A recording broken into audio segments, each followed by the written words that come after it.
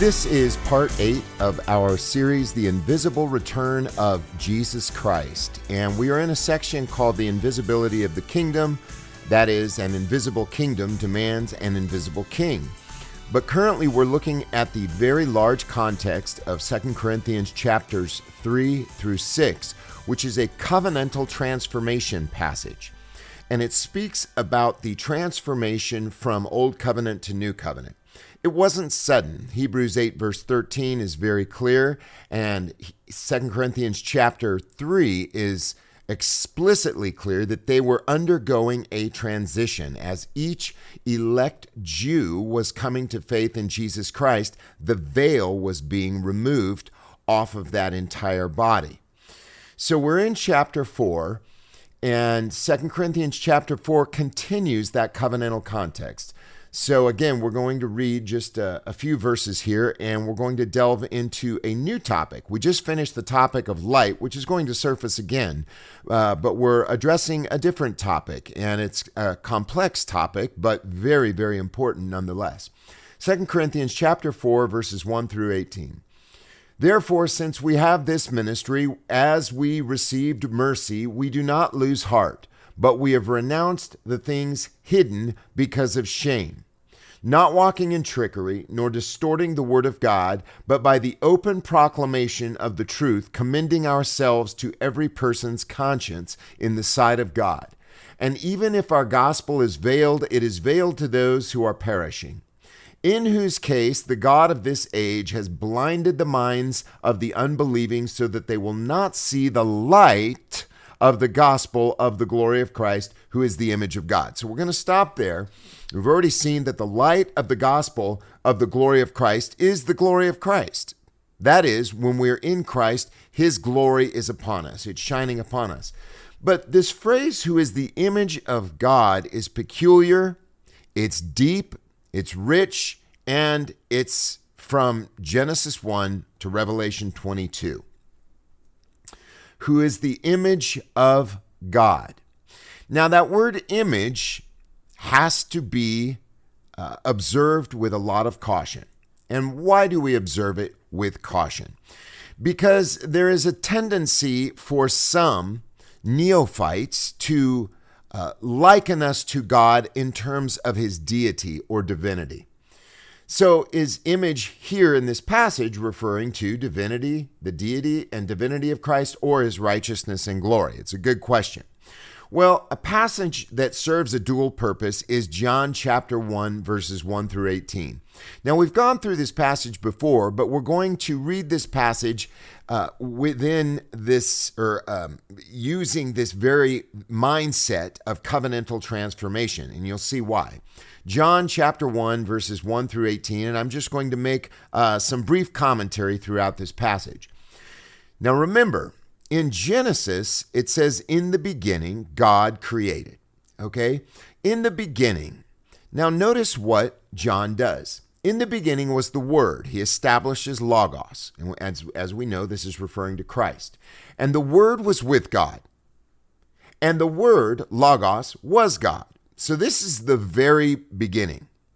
It's speaking about, I believe, the very beginning of the covenant. In other words, when the covenant was created, the old covenant, that was God intervening into humankind. That was God making a covenant with humankind. And so we're going to look at this issue of image, but we have to establish what contexts dictate. He was in the beginning with God. All things came into being through him, and without him, not even one thing came into being that has come into being. So in Genesis chapter 1, he uses this figurative language, I believe, where he says, in the beginning, God created the heaven and the earth. And he tells a lot of story in Genesis chapter 1.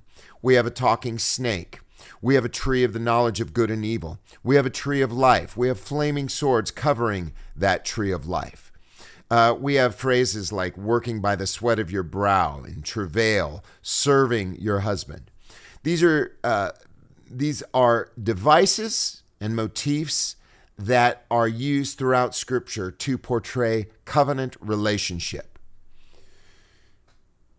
So when we examine John chapter 1, at first it might be tempting to say, well, this is talking about the very beginning of the cosmos. Well, there is definitely allusion there. Allusion with an A. Just like there's allusion in Genesis 1. Of course, God created the physical heavens and the earth, but he uses that imagery to convey the idea of covenant. So does John here. He has created all things. He's created the ages. Hebrews chapter 1. He was in the beginning with God. All things came into being through him. And without him, not even one thing came into being that has come into being. And I would suggest comparing that with Colossians 1 and Hebrews 1. In him was life, and the life was the light of men. So he's telling the whole story of redemption, the whole biblical story of reconciliation, redemption, and the kingdom of God. And the light, we've already shown that light is Jesus and that it's fulfilled. And it was only one light that was prophesied, not two separate distinct lights, not a physical light and a spiritual light, but specifically and exclusively a spiritual light. And the light shines into the darkness.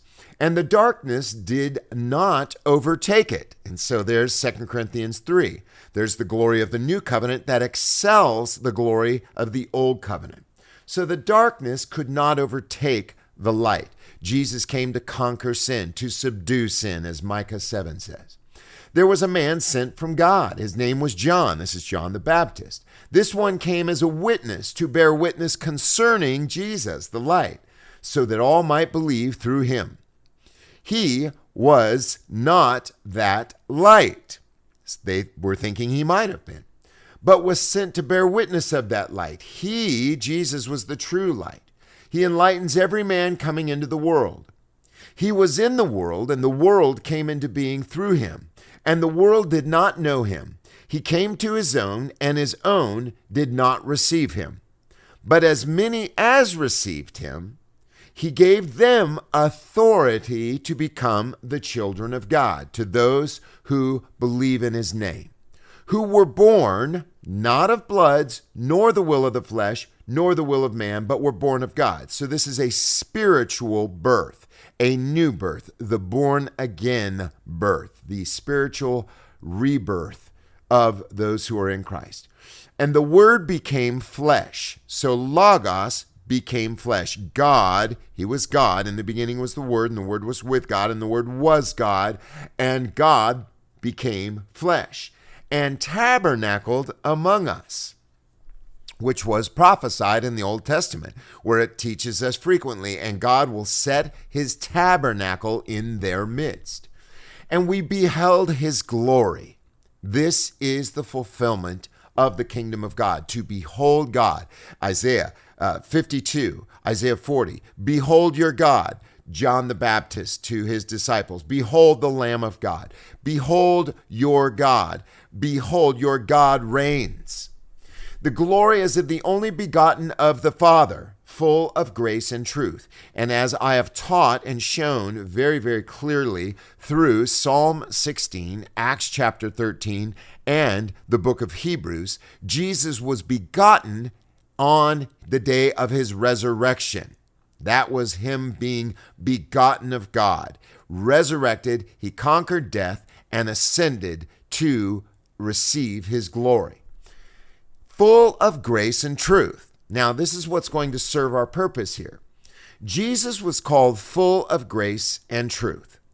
Now, there's certain things where we are like Jesus. For instance, Jesus said, I am the light of the world. And he says, you are the light of the world. What is the light? The gospel, Christ, which flows through us. Out of his belly shall flow rivers of living water.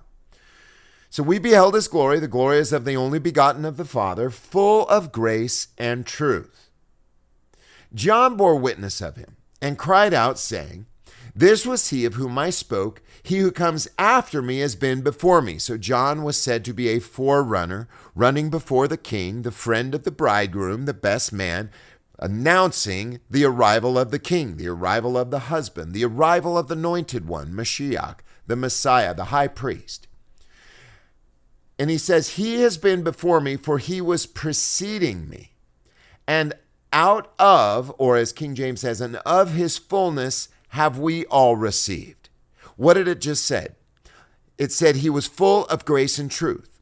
Well, we too now in the fullness of the blessing of the gospel. Remember, Paul said, he said that in Romans, I trust that the next time I come to you, I will come to you in the fullness of the blessing of the gospel. So it says, of his fullness have we all received. His fullness, the fullness of grace and truth, and the fullness of glory. Now making a distinction, though, between glory contexts. For example, God says he will not give his glory to another, and he won't. In other words, we ascribe all glory to God, right?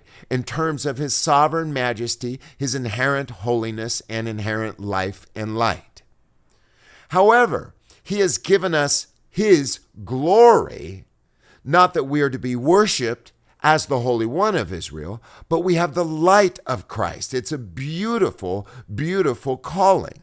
We have been called out of darkness into his marvelous light so that we would show forth his praises.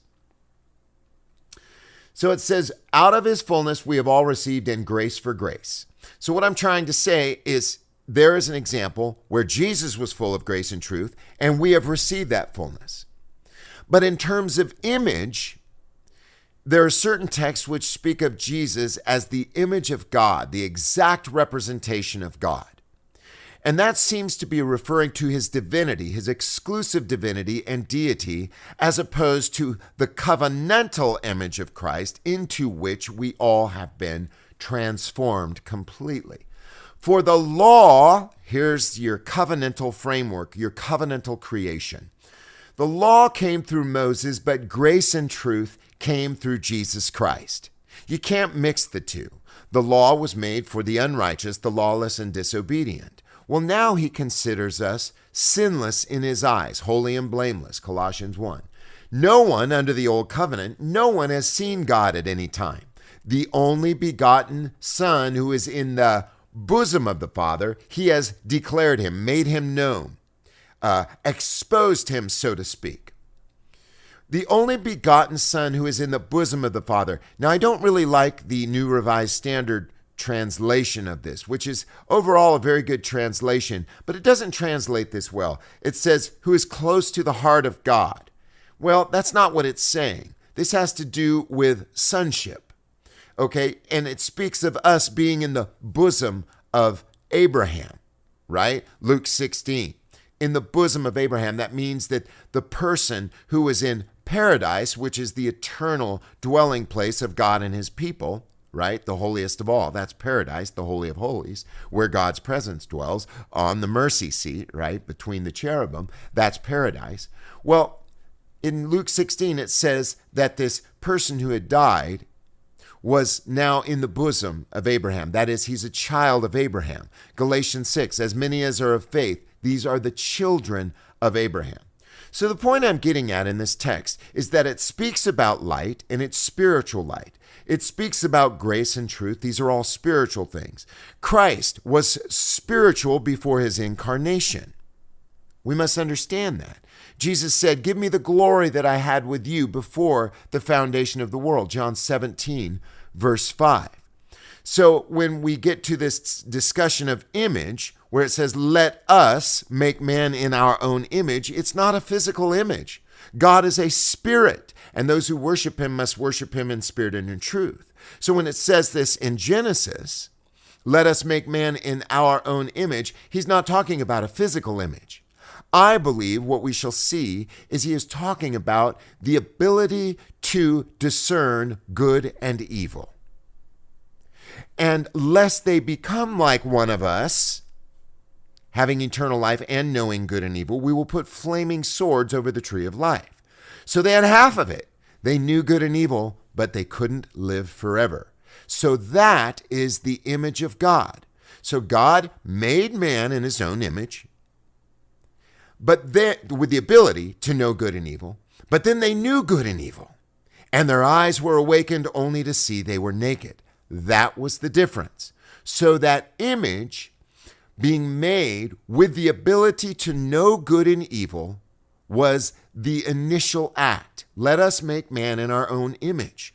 Well, then what we will see is that Adam had a son, Seth, and Seth was in Adam's likeness, after Adam's image. Everything had changed. In other words, now all of them knew good and evil. You see, they didn't know good and evil before, but they had the ability to know it. That's essential. Man became a living soul. This ability to know good and evil. The animals don't know that. Well, here now God enters into covenant, breathes in him the breath of life. That is the ability to know good and evil. That is an exclusive right of God that now he gives to humankind, the ability to know it. But once he knew it, it awakened him to his sin, and guilt entered. Death through sin, guilt. Knowledge, for by the law is the knowledge of sin. So the image was tarnished now. It was tarnished. He was now in his own likeness. And that's why Seth is said to be in the likeness of Adam, in the image of Adam, no longer in the image of God. So now that image had to be restored, but when it would be restored sevenfold. Why? Because the image would not only be restored, right, the image of God, it would be with the clothing of the righteousness of Jesus Christ. That was something Adam didn't have. They didn't know they were naked before God. That is, they didn't know that they had sin until the law had said, thou shalt not. Like Paul said, I had not known sin except the law had said, I had not known lust except the law had said, thou shalt not covet. For by the law is the knowledge of sin. So it's very deep, but we mustn't confuse the image into which we have been transformed with Christ as the divine image of God. And so I tend to believe that this particular passage, when it says he is the image of God, in Latin, it's there we get the imago Dei, right? That's a common Latin phrase, the image of God. That is, it's saying he is God Almighty. God Almighty, not physical image. He is God Almighty, the Logos, the eternal God, the eternal Yahweh. So anyway, please go to our channel, our YouTube channel, type in NCMI Live, make sure you subscribe, and then also support us at patreon.com/NCMI Live. And by the way, I've been asked the question, what if we do not want to support through Patreon? I totally understand that. Some people just want to support me individually, and that is fine too. Much gratitude. Just send the check to P.O. Box 1017, Colfax, California 95713. And may God bless you. Please join us for part 9 of this very important series, the invisibility or the invisible return of Jesus Christ. God bless you.